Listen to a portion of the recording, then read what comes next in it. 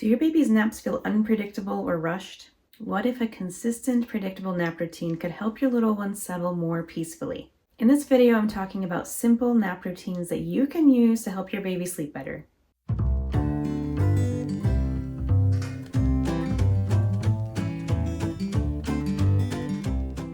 Before we dive in, hello, my name is Valerie. I blog at babywisemom.com, and I have been blogging there since the year 2007. I have 4 children who currently range in age from 13 to 20 years old, and I love helping parents love parenthood and making your life easier.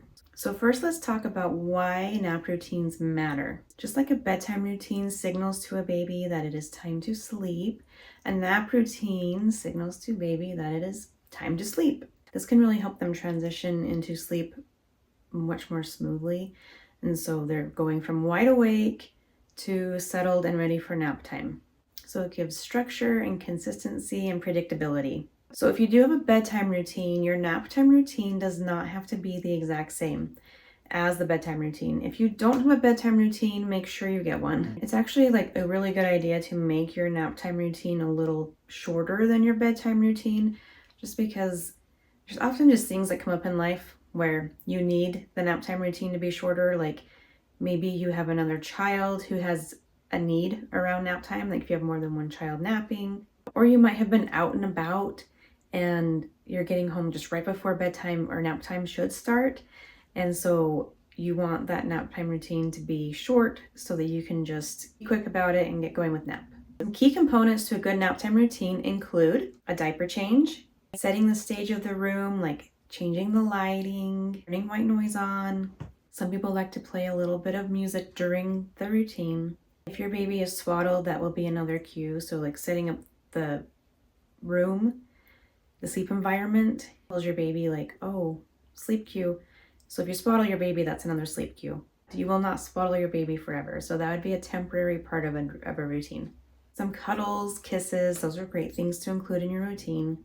And then consistency. So doing the same thing before every nap. So I'll share with you 4 different nap routines that I have used with my actual babies. These are just ideas for you, so take what you think would be great and leave out what doesn't work for your family. So routine number 1, I take the baby to their room, to wherever they're going to sleep. So in this case, it would be their bedroom.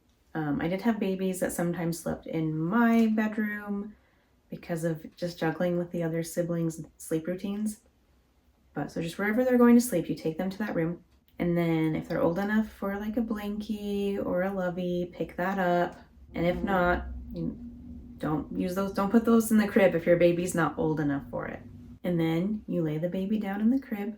I would say, I love you, sleep tight. And I had a special lullaby for each of my children, and each child had a different special lullaby, but each one had a lullaby that I would sing to them as part of their nap routine and bedtime routine. And then I would just kiss my fingers and put them on my baby's nose and say, I love you, and leave the room. And I should add, I definitely always changed the diaper before we moved into the nap time routine. You always want to start a nap with a fresh diaper. So you can see that it's a very simple routine. It was something I could very quickly do if I had a toddler that needed to be attended to, or if we needed to have a fast routine, like I could do it very quickly. So another routine that I used, this was with a baby who was swaddled. So it's very similar. You know, I found a good kind of rhythm with my first child and stuck with that mostly with my other kids. You know, I was always aiming for like something simple, something fast, something that like really anyone could do. Because if you are not there to put your baby to sleep for a nap, like if you need to get a babysitter, or if it's your spouse putting the baby down for a nap, like you want someone else to also be able to do it. Another benefit of having a very simple routine. The swaddled baby, I would take the baby to the room, change the diaper, and then put them in their swaddle, kisses and hugs, put them in their bed, sing the lullaby, and say that, oh, I love you, well, love you, you know, kiss the fingers to nose. The third example of routine was with a baby who was a little more sensitive to light for naps. I had some babies that actually seemed to sleep better for naps with a bright room. ironically, like one of my babies who slept better with a bright room for naps was really sensitive to light during the nighttime. So like we live in an area where the sun rises really early in the summer. So I had to have like blinds for night sleep. And this was my oldest child, which is, I have one boy and 3 girls. So this is obvious when I say that if I didn't have blinds and things dark at night, then he would wake up at like 5 a.m. But during the day, for a nap time, when he was a baby, he actually slept better with, just normal lighting. Like how this room looks right now would be how the nap would be. I did have a baby who slept so much better for naps with it being very dark. For this baby, take the baby to the room, change the diaper, and then close the blinds. Turn on the noise machine. I did not use white noise with my first child. My second child didn't officially use white noise. She had a humidifier that made a little bit of noise, so that was kind of some more natural white noise. But with my third child, I very intentionally used white noise because I had a 4-year-old and a 2-year-old in the house, and so I needed to help block out some of their noise while my baby napped. So with my third baby, this was the first baby I did the 4 S's with, which is the best sleep training method out there. It's gentle, it's no cry.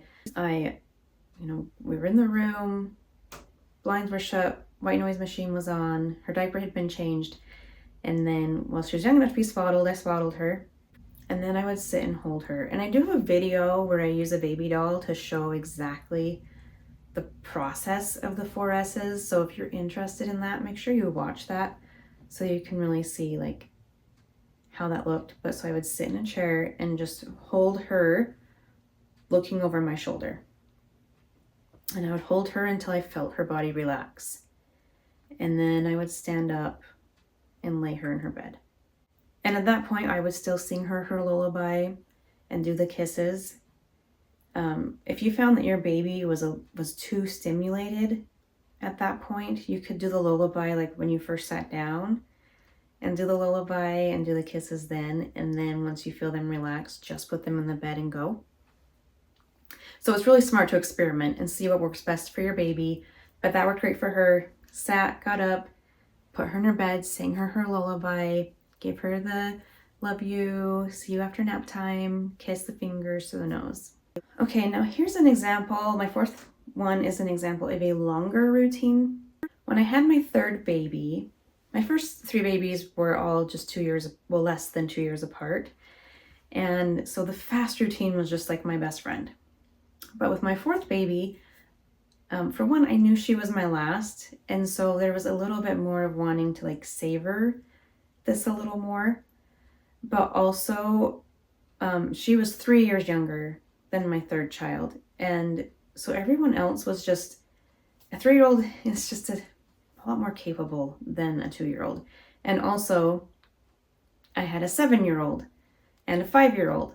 And so the 7, 5, 3-year-olds together could be very responsible and like okay if I took a longer nap routine.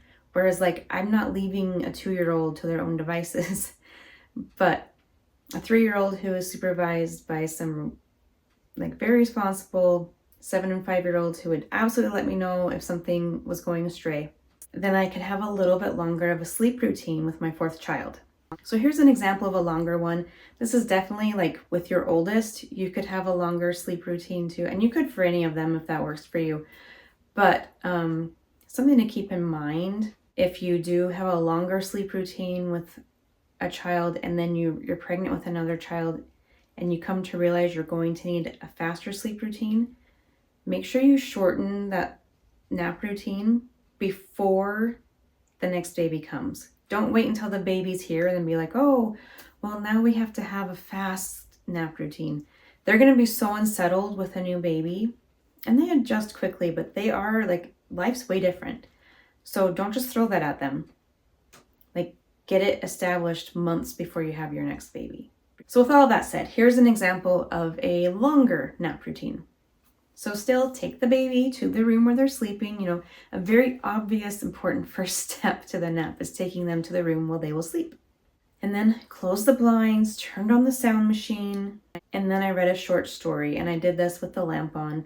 You could definitely leave blinds open to read a short story. I just found closing the blinds just helped like start to signal to the body like lower light, time to get ready for sleep. You just read like one story before nap, and then I would change the diaper, and then I actually put her in pajamas. She just slept so much better for naps if she was in pajamas. My older 3 kids were absolutely totally fine sleeping in their clothes, but for her, even into toddler years, it was like she needed pajamas for nap time. And then I would swaddle, or as she got older, like do a sleep sack. And then I also did the 4S's with her. I often stood with her, especially as she got older, instead of sitting. It was just better for her to have a little less jostling, because I would sit in a rocking chair, and so it was kind of like a bigger movement to get out of the chair. Whereas I would just stand next to the crib with her until I felt her relax. And then I would do the kisses and hugs, lay her in her bed and sing her lullaby, tell her to sleep tight, and like finger kisses to the nose. You can see with those 4 sleep routines, there's a lot that is similar among them, but there's also a few differences. And so you can just kind of look at that and be like, okay, what does my baby need and what's best for us? Okay, now for some tips and best practices. 1 is keep it short and adaptable. You don't want to take 30 minutes to do a nap routine. Remember that the nap routine is part of your baby's wake time. So if your baby's only up for an hour and 15 minutes, and you're spending 30 minutes of that doing a routine, there's not a lot of playtime left. So I guess that's another benefit I didn't talk about earlier of a short routine, but that just allows for more actual playtime if your routine is as short as possible. So tip 2, as I mentioned earlier, is make sure whatever you do can be done by everyone. If you have grandma putting baby down, your spouse putting baby down, babysitter, you want anyone to be able to have success with it. Tip 3 is to be just super consistent with it. So if you do have other people doing it, make sure you share like this is what is part of the routine. Now some babies are more flexible than others. So I had some kids that it was like, well, actually 3 kids who were fine with my husband and I having slightly different approaches to the routine. Like we had the same kind of elements, but maybe it was a little bit different of an order, or we'd have some of our own things added. But we had one child that like it had to be the exact same. So always get to know your kid and make sure you do what they need, but be super consistent with whatever you do so that they know unequivocally, okay, it is time for nap. Tip 4 is being really aware of wake windows. You want to have your baby in bed before they're overly tired. So just be really aware of making sure you start that routine as early as you need to in order to get them in bed before they're overly tired. And then 5 is to be flexible. There will be times that like the routine feels chaotic, or you're out too late for a great routine, or your baby doesn't sleep well. Like always just roll with it as much as you can. Starting a nap routine will not mean that you have perfect naps overnight. Like you started today, you're not going to have perfect naps today, but with consistency and time, you will see improved naps for sure. As always, if you have any questions, drop them in the comments and I will answer you. And thanks for watching and have a great day. If you enjoyed this video, be sure to like and subscribe so that you'll be notified of all future content.